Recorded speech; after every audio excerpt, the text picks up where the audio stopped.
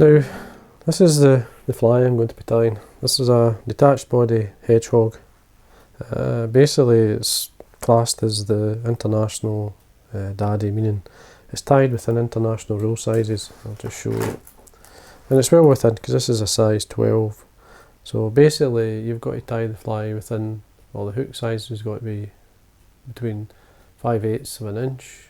Total length of the fly is 15/16. So basically your fly's got to fit within that. The problem is the daddy long leg is not tied within international, or the natural is not within international rules, but you can give the impression of that fly. And this is a great one, this is a great dry fly to use, and it's one I'm going to be tying. There is an orange, there's different coloured bodies you can do, but this is your best all-rounder. This is a great fly. So first thing I'm going to do is actually show you how to make the body. Now, what I'm going to be using to make the body is I'm using my HMH. This is a tube fly adapter that basically holds a needle. You can basically, if you haven't got this, obviously you can put it into your vise. This is just a normal standard small needle for obviously some thread, and I'm using that there to sort of form the body. Now the foam I'm using is just a basic foam, 2mm foam. This colour is a beige. So what I'm going to do is cut a length round about, say, 3 to 4mm, depending on the size. If you're doing a size 10, you need to go to the sort of maybe more the 4 than 3. But anyway, this is the foam cut. Now the first thing I do is just cut a point into it. Just helps when I'm going to melt the end, you see. So what I'm going to do is just warm it up. Leave it for a second, moisten your fingers, and then you can squeeze it, and that gives you like a nice taper. Now for this size of fly, the body length's not very, it's only maybe half an inch or so, but you still need a wee bit more to work with. So you're looking round about just short of an inch. Cut that away. And then what I do is I split it right down the centre. I'll just show you. So use the points of the scissors to follow exactly where you're going to go. The points of the scissors is your guide, right to the segment from the end. So we'll split it in half. It's easy then, we put it into the needle, so the needle comes through just into the end of the body there. Thread I'm going to be using, this is tan coloured thread. This one's from uni in an 8/0. Just going to wax the thread. So what I'm going to do is hold the end of the thread, sit it on the needle, slide it towards the back, and then I'm going to put it on its side, as you can see the way it's cut. And then I'm going to come around for the first segment, do 3 turns. Now you've got to tie in the waist end, so don't trim it away. What I like to do then is just basically, if I grab the waist end of the thread, is to bring the thread onto the needle with a couple of turns, about the distance of a segment up, and then I pull them together and come round. A couple of turns is fine.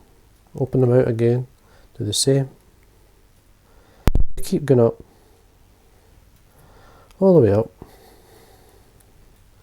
It's easy to do, so once you get into it, once you've done a good half dozen or so, you can sit and basically what I'd normally do is I'd do the bodies first, and then we get to this point, there's 5 segments there, I can then finish. If you were doing proper size daddy, obviously you go a bit further. You're looking around about maybe another 3 segments, 3 to 4 anyway, it depends. So anyway, what I then do is, now it's important that you have the waist end and as well as the tying end of the thread, trim them together. Keep them because you've got to tie them in. When you're tying your fly, these have got to be tied onto the shank. Basically that's what's holding this together. And then what you do is just slip it off the needle, give them a wee pull, which will tighten them up. And then here you are, you end up with a nice segmented body, nice taper, ready to tie in. Now depending on the size of the fly you're tying, if in this case there's 5 segments, it gives you the choice of tying a 10 or a 12.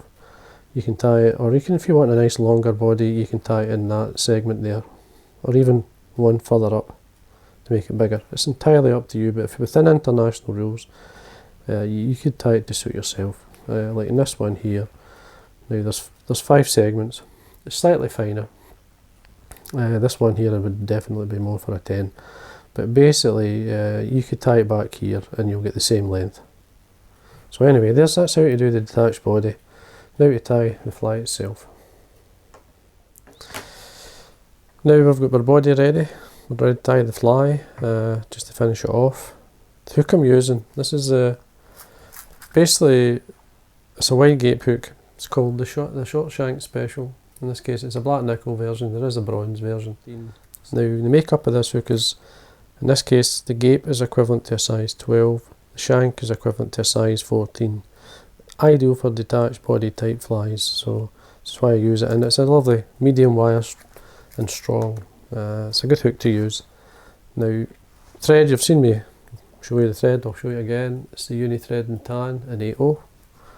You wax the thread when you start at the eye, and we're just going to work our way down until basically we're in line with the point of the hook. So we then remove the waste. So when we let the thread go, the thread should be, once it's stopped swinging around, should be in line with the point. We get our body made up on my desk here. So we tie this in where we tied it off. So nice and tight, 2 or 3 turns on top. Now I like to come underneath, 2 or 3 turns just underneath, and then one on top so it locks it in.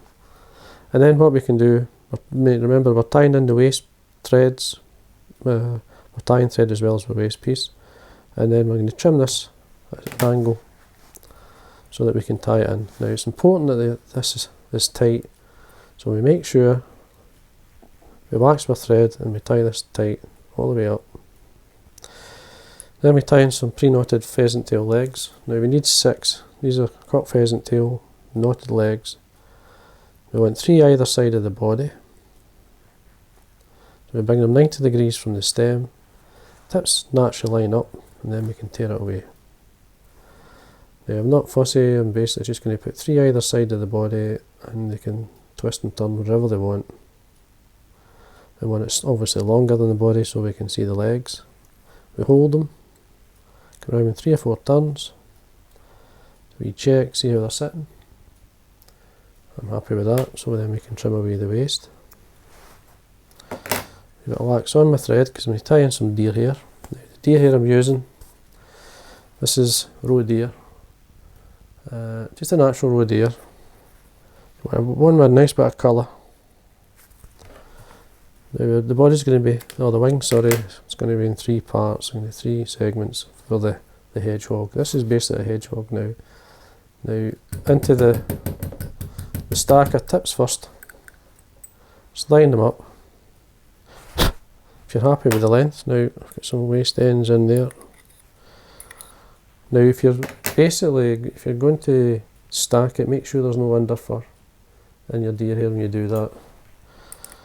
So what I'm doing here is I've got some broken ends inside the stacker, we need to remove them.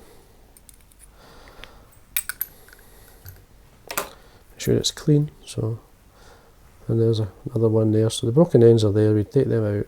You can leave them in if you want, they're not make too much of a difference, but I'll take them out. Looking for a length shorter than the body, so we hold that in my finger and thumb, trim it away, then we tie the cut ends nice and tight, and bring the thread through them, get it to sit okay, there we are, and then we can a tiny bit of dubbing. That then tidies this up. Now the dubbing is hare's body fur and a bit of UV, I'll show it. Just hare's body fur blended, and then you've got a UV flash through it. So what we then do is just tidy this area up. Need a tiny bit more, just a tiny bit. Just winding the thread through it at the same time, just tightens it up. And then we're going to repeat the wing, we're going to do the same again, so we get some more deer here. Cut it close to the skin, remove any broken ends, any fluff, and tip first into the stacker. Tap it on my desk. Just check this lined up, it's fine. And then broken end there, so we remove that. there's my length, just keeping the shape within. I want to see the body, I don't want to cover it up too much, so obviously keep the deer hair this side up.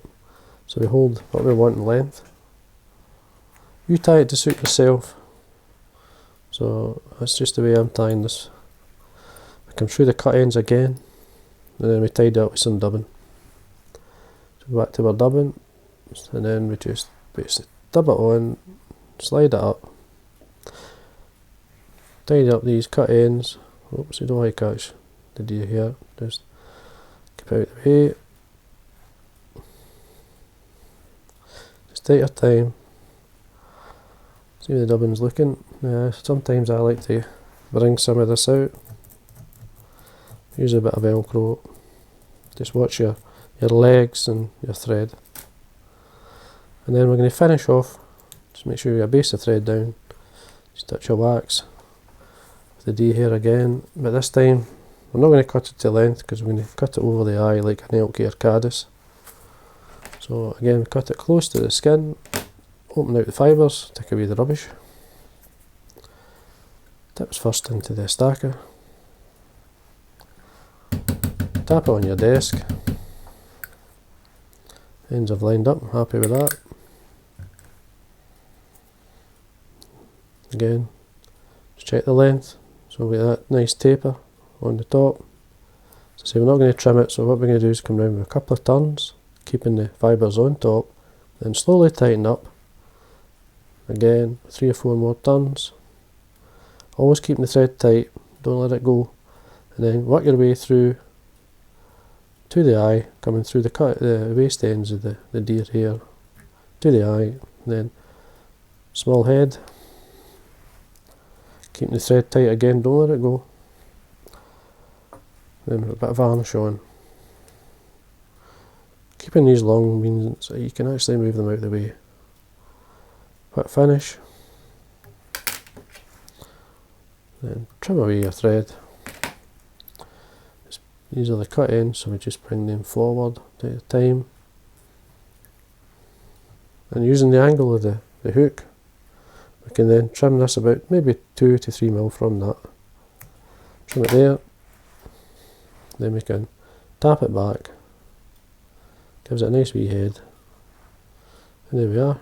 It's a great fly to have in your boxing.